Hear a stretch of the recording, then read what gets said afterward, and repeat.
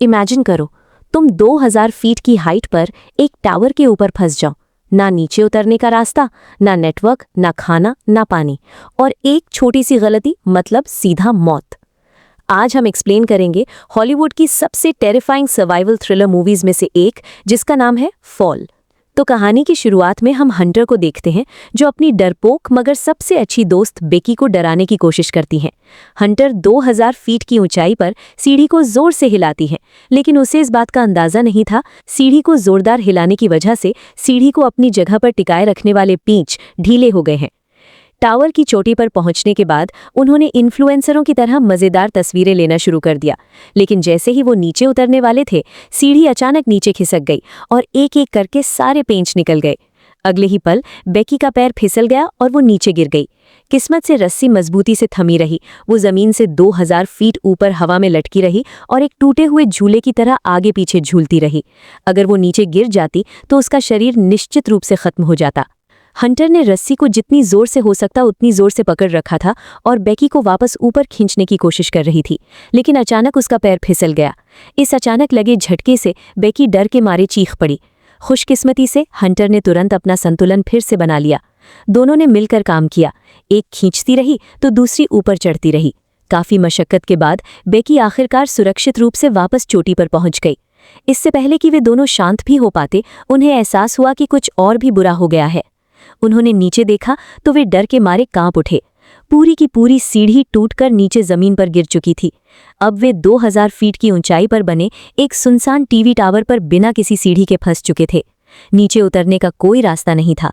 Hunter ने मदद के लिए अपने फोन से कॉल करने की कोशिश की, लेकिन इतनी ऊंचाई पर कोई सिग्नल नहीं आ रहा था। उन्होंने प्लेटफॉर्म पर रखे टूल बॉक्स को खंगाला तो उन्हें एक दूरबीन और गोलियों वाली एक फ्लेयर गन मिली। ठीक उसी समय हंटर को एक बात सूझी। उसने कुछ देर पहले जब वो जमीन पर थी तब एक पोस्ट अपलोड की थी, जिस पर 300 से ज्यादा लाइक्स आए थे। इसका मतलब था कि अगर थोड़ा नीचे उतरा जाए तो वहां जरूर सिग्नल मिल जाएगा। उसने मदद के लिए एक संदेश टाइप किया, अपने फोन को एक रस्सी से बांधा और धीरे धीरे उसे नीचे की ओर लटका दिया, लेकिन रस्सी की लंबाई कम पड़ गई। उन्हें ये पता ही नहीं चल पाया कि संदेश भेजा गया या नहीं। तब हंटर ने एक बहुत ही हिम्मत भरा फैसला लिया। वो सुरक्षा घेरे से बाहर निकली और टूटी हुई सीढ़ी के सहारे खुद को नीचे की ओर लटका दिया। वो 2000 फीट की ऊंचाई पर खुली हवा में लटक रही थी, लेकिन अभी भी फोन नीचे तक नहीं पहुंच पाया था। उसने एक हाथ भी छोड़ दिया ताकि फोन को थोड़ा और नीचे तक पहुंचाया जा सके। तनाव और डर के मारे बेकी का तो सांस लेना भी मुश्किल हो गया था। हंटर की भी हिम्मत जवाब देने लगी थी, लेकिन फिर भी कोई सिग्नल नहीं मिल रहा था। उसे वापस ऊपर चढ़ना पड़ा। तभी बेकी को एक आइडिया आया, अगर जमीन पर सिग्नल मिल रहा था तो क्यों ना फोन को नीचे तक भेज दिया जाए। हंटर मान गई।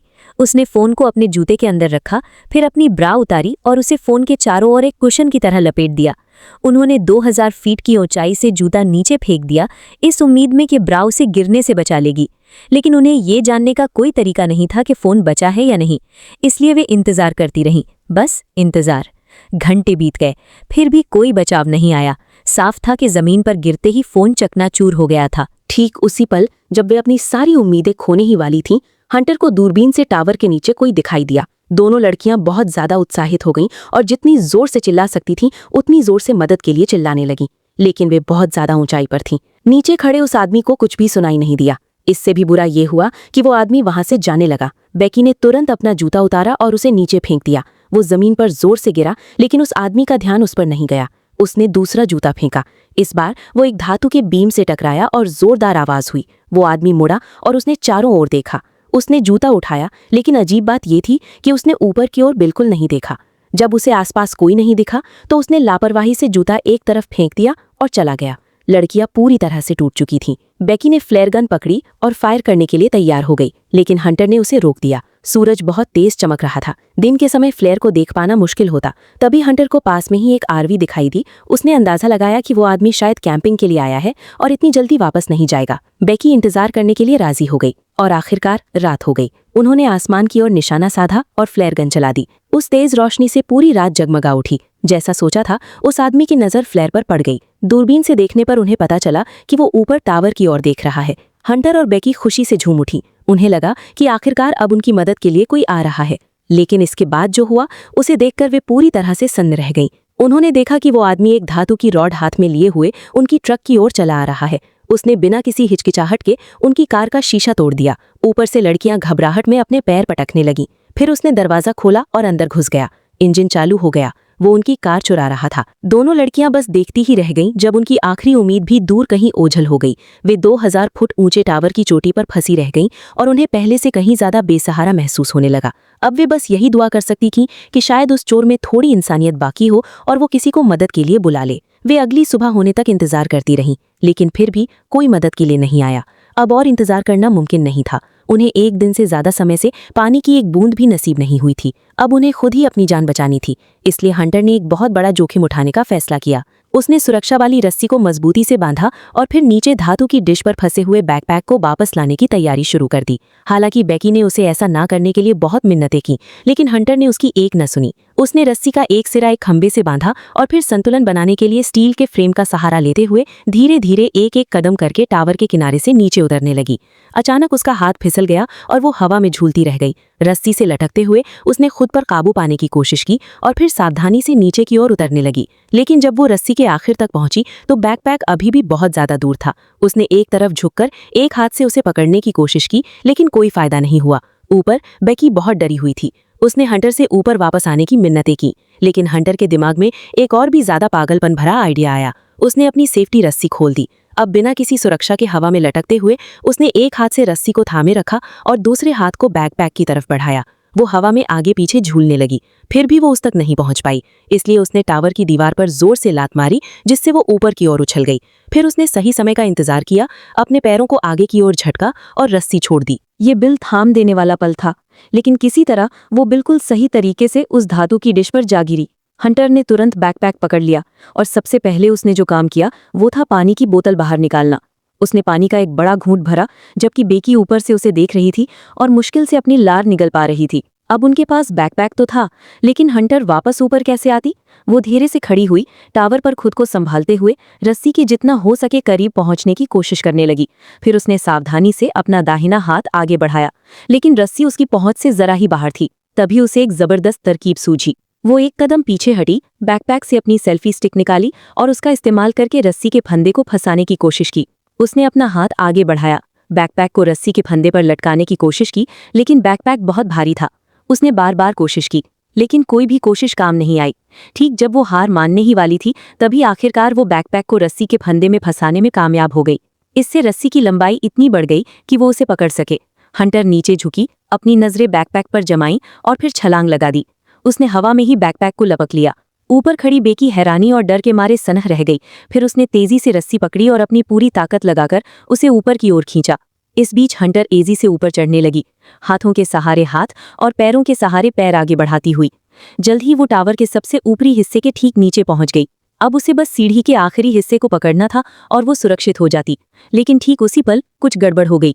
हंटर के हाथों ने जवाब दे दिया। उसकी पकड़ छूट गई और वो नीचे गिरने लगी। ये सब इतनी तेजी से हुआ कि बेकी डर के मारे वहीं जमसी गई। उसे यकीन ही नहीं हो रहा था कि उसने अभी अभी क्या देखा है। उसकी आंखों से आंसू बहने लगे। वो धीरे धीरे टावर के किनारे की ओर झुकी, उस भयानक सच्चाई का सामना करने के लिए खुद को तैयार करते हुए। लेकिन ठीक जिस पल हंटर नीचे गिर रही थी, उसने आखिरी सेकंड में किसी तरह रस्सी को फिर से पकड़ लिया। उसके हाथ छिल गए थे और उनसे खून बह रहा था, इसलिए बेकी को उसे अकेले ही ऊपर खींचना पड़ा। ये काम लगभग नामुमकिन सा लग रहा था, लेकिन उसने तुरंत खुद को संभाला, अपने पैरों से जमीन पर मजबूती से पकड़ बनाई और अपनी पूरी ताकत लगाकर रस्सी को ऊपर खींचना शुरू कर दिया। अपनी ताकत का आखिरी जोर लगाते हुए वो हंटर को खींचकर सुरक्षित ऊपर ले आई। बैकपैक भी ऊपर आ गया, वही बैकपैक जिसमें पानी और ड्रोन रखे थे। बेकी ने जरा भी देर नहीं की। उसने पानी की बोतल निकाली और उसे इस तरह गटक गई मानो उसकी जान उसी पानी पर टिकी हो। 2 दिनों में ये पहली बार था जब उन्हें सचमुच थोड़ी राहत मिली थी। फिर उन्होंने दोबारा बैकपैक खंगाला और उसमें से ड्रोन निकाल लिया। बेकी को बैग के अंदर एक रेस्टोरेंट की रसीद मिली। उसने एक आईलाइनर पेंसिल का इस्तेमाल करके उसके खाली हिस्से पर मदद के लिए एक संदेश लिखा। उन्होंने उस नोट को ड्रोन से बांधा और उसे पास के एक मोटल की तरफ भेजने के लिए तैयार हो गए। सब कुछ तैयार था। बेकी ने ड्रोन को कंट्रोल किया और वो आसानी से ऊपर उड़ गया। वो तेजी से और बिना हिले डुले दूर दिख रहे मोटल की तरफ उड़ने लगा। लेकिन इससे पहले कि वो ज्यादा दूर जा पाता, उसकी बैटरी खत्म हो गई। अगर ड्रोन अब क्रैश हो जाता तो मदद पाने का उनका ये आखिरी मौका भी हाथ से निकल जाता। इसलिए बेकी को उसे वापस लाना ही था। जैसे ही ड्रोन की पावर खत्म हुई, उसने हाथ बढ़ाकर ठीक समय पर उसे लपक लिया। लेकिन बैटरी ना होने की वजह से वे अब भी अपना संदेश नहीं भेज पाए और उन्हें फिर से निराशा महसूस हुई। अचानक उन्हें टावर के सबसे ऊपर लगी सिग्नल लाइट का ख्याल आया। शायद वे उसका इस्तेमाल ड्रोन को चार्ज करने के लिए कर सकते थे। बेकी ने बैकपैक उठाया और अपने दोनों हाथों और पैरों का इस्तेमाल करते हुए फिर से ऊपर चढ़ना शुरू कर दिया। वो धीरे धीरे चढ़ते हुए बिल्कुल ऊपर तक पहुंच गई। वहां पहुंचकर उसने लाइट का कवर खोला और उसमें से बल्ब बाहर निकाल लिया। उसने ड्रोन का चार्जर लगाया और उसे ये देखकर जबरदस्त झटका लगा कि वो काम कर रहा था। बेकी खुशी से झूम उठी। वो अपनी जगह से बिल्कुल नहीं हिली और पूरे 2 घंटे तक वहीं बैठी रही जब तक कि ड्रोन पूरी तरह से चार्ज नहीं हो गया। जब बेकी वापस प्लेटफॉर्म पर लौटी तो वो एक पल के लिए भी नहीं रुकी। उसने तुरंत ड्रोन को उड़ाया और उसे मोटेल की तरफ भेज दिया। जल्द ही स्क्रीन पर इमारतें दिखाई देने लगी। उसे बस किसी ऐसी जगह पहुंचना था जहां लोग हों। कोई ना कोई ड्रोन पर लगे नोट को जरूर देख लेता। बेकी अपनी खुशी को रोक नहीं पा रही थी, लेकिन जैसे ही ड्रोन सड़क पार कर रहा था तभी एक तेज रफ्तार ट्रक आया और उसने ड्रोन के परखच्चे उड़ा दिए। बेकी सदमे से जम सी गई। उसे यकीन ही नहीं हो रहा था कि अभी अभी क्या हुआ है। वो अपनी मंजिल के इतने करीब पहुंच चुकी थी। उसने देखा कि ट्रक ड्राइवर नीचे उतरकर देखने आया है। अगर वो उस कागज को देख लेता तो उनके पास अब भी एक मौका था, लेकिन ड्राइवर की नज़र उस टूटे हुए ड्रोन पर नहीं पड़ी। उसने चारों तरफ देखा, उसे कुछ भी दिखाई नहीं दिया। वो वापस अपने ट्रक में बैठा और गाड़ी लेकर चला गया। बेकी फूट फूट कर रोने लगी।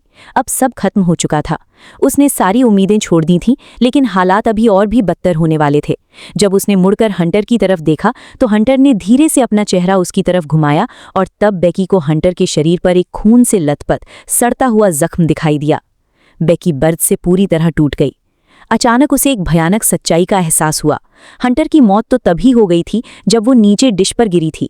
वो उस ऊंचाई से गिरने के बाद बच ही नहीं पाई थी। बेकी तो पूरे समय बस एक भ्रम में जी रही थी। उसने जिसे ऊपर खींचा था वो हंटर नहीं, बल्कि सिर्फ उसका बैकपैक था। तब से लेकर अब तक बेकी उस टावर पर बिल्कुल अकेली थी और वो बस अपनी यादों से बातें कर रही थी। वो जलती हुई धूप में पूरी तरह से बेहोश होकर प्लेटफॉर्म पर गिर पड़ी।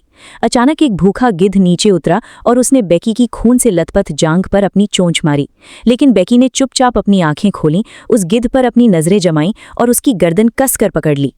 गिद्ध अपनी जान बचाने के लिए जोर जोर से छटपटाने लगा, लेकिन बेकी, जो भूख और गुस्से से बेहाल थी, किसी तरह उसे काबू करने में कामयाब रही।